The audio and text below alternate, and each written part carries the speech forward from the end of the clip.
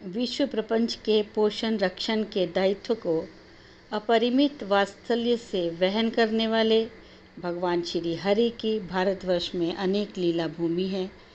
भारत के उड़ीसा राज्य के पुरी क्षेत्र को, जिसे पुरुषोत्तम क्षेत्र, शंख क्षेत्र या श्री क्षेत्र भी कहते हैं, में भगवान जगन्नाथ की लीला स्थली है और उत्कल प्रदेश इसका पुराना नाम है और इसे पुरुषोत्तम क्षेत्र कहते हैं।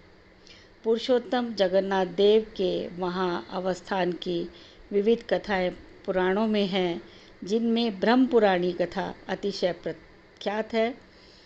सतयुग में एक इंद्रद्युम्न राजा थे और उनसे संबंधित ये कथा है। हमारे पुरी क्षेत्र के जो जगन्नाथ की यात्रा है, इस वर्ष 20 जून से प्रारंभ हो रही है। तो उस उपलक्ष्य में ये कथा मैं आपको बताना चाहती हूँ कि सतयुग में ब्रह्म पुराणीय कथा है। सतयुग में इंद्रद्युम्न नामक एक राजा थे। मालवा देश की अवंती नगरी उनकी राजधानी थी। वे प्रजाओं का पुत्रवत पालन करते थे। एक दिन उनके मन में विचार उत्पन्न हुआ कि मैं किस प्रकार भोग और मोक्ष के दाता योगेश्वर श्री हरि की आराधना करूं और मैं किस क्षेत्र में या किस आश्रम पर जाऊं। बहुत काल तक विचार करके राजा इंद्रद्युम्न ने सर्वोत्तम तीर्थ पुरुषोत्तम क्षेत्र में जाने का निश्चय किया। राजा सैन्य, सामंत, पुरोहित आदि के सहित दक्षिण समुद्र की ओर चल पड़े। समुद्र का दर्शन पाकर वे विस्मयाभूत हो गए। उस श्री क्षेत्र में महाराजा इंद्रद्युम्न ने विविध सुरम्य स्थानों के दर्शन किए। भगवान की प्रतिमा या भगवान को पाने के लिए उन्होंने अपने मन में दृढ़ संकल्प किया और सोचा कि मैं ऐसा प्रयत्न करूंगा कि जिससे भगवान विष्णु मुझे साक्षात दर्शन दें। और इस भाव से वे अनन्य भाव से मंदिर के निर्माण में लग गए। पुरुषोत्तम प्रासाद का निर्माण कार्य उन्होंने विधिपूर्वक संपन्न करवा लिया। अब उन्हें लगातार एक चिंता बनी हुई थी कि भगवत प्रतिमा कहाँ से और कैसे आएगी। वे सोचने लगे कि मैं किस प्रकार इस प्रतिमा को प्राप्त करूँगा, कैसे विष्णु प्रतिमा का निर्माण किया जा सकेगा। यह सोचकर वे भगवान के शरणागत हुए और उन्होंने बहुत ही भावमयी प्रार्थनाएं की। स्तुति प्रार्थना के उपरांत वो वहीं धरती पर सोने लगे, कुश बिछाकर, और चिंतामग्न रहने लगे। तो एक रात उनको भगवान ने स्वप्न में दर्शन दिए और कहा कि राजन, तुम धन्य हो, तुम्हारे श्रद्धा विश्वास से मैं संतुष्ट हूँ। तुम चिंतित मत हो, मैं तुम्हें प्रतिमा के निर्माण का उपाय बताता हूँ। आज की रात बीतने पर सूर्योदय के समय समुद्र तट पर जाना। वहाँ समुद्र प्रांत में एक विशाल वृक्ष सुशोभित है, जिसका कुछ अंश तो जल में और कुछ पृथ्वी पर है। समुद्र की लहरों से आहत होने पर भी वह कभी कंपित नहीं होता और तुम उसे काट डालना।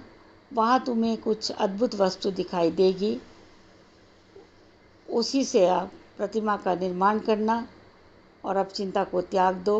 तत्पश्चात स्वप्न में श्री हरि अदृश्य हो गए। प्रातः उठकर वे समुद्र तट पहुँचे।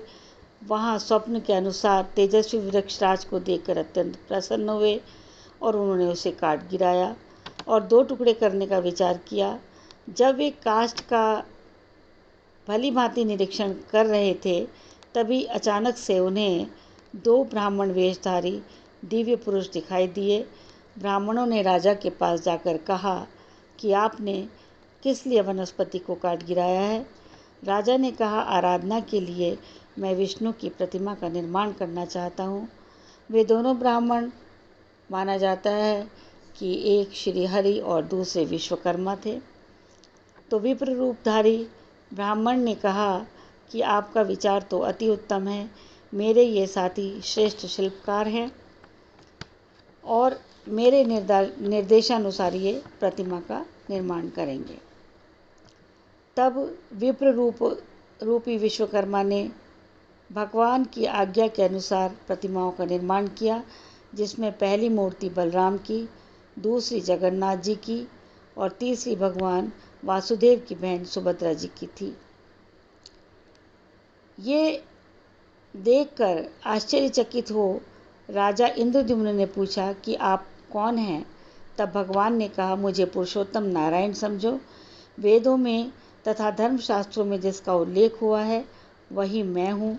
संसार में जो कुछ वाणी द्वारा वर्णनीय है वह मेरा ही स्वरूप है।